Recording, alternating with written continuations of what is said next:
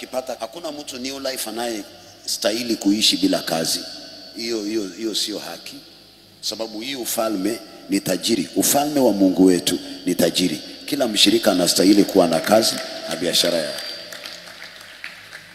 Hakuna mtu anastahili kukosa ndoa yake. New Life, ufalme wa Mungu kwa madhabahu haya ni tajiri.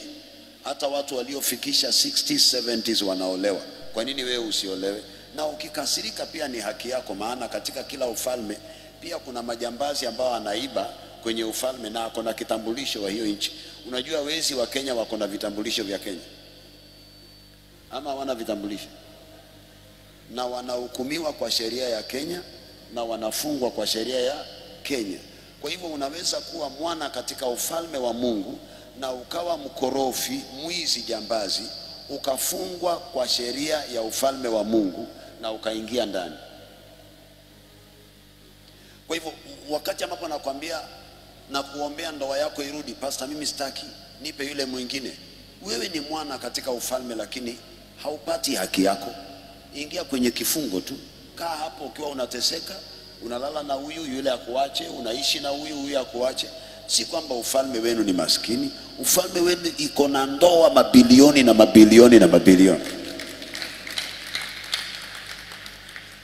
Unaweza kuwa mwanangu wa kiroho na unatamani Mungu akutumie, na wewe ni mkorofi.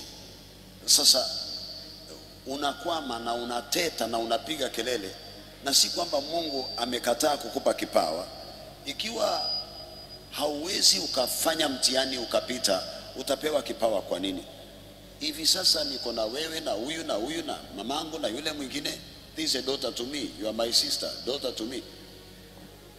Ni lazima Mungu anipime, aone kama nitakulea leo nikulee kesho na nikulee kesho kutwa, na ubarikiwe na uwe na mali, na nisikuombe mali yako, niendelee kukulea na nilee huyu mwingine pia awe tajiri, na nisimuombe na nisimuonee wivu, na nimlee huyu mwingine na mfanikiwe nyote na nisichoke na nyinyi.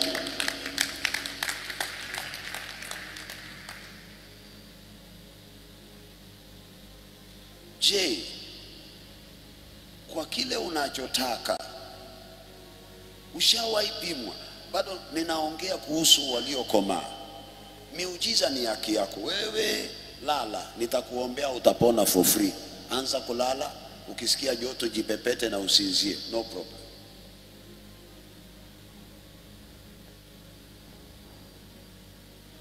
Lakini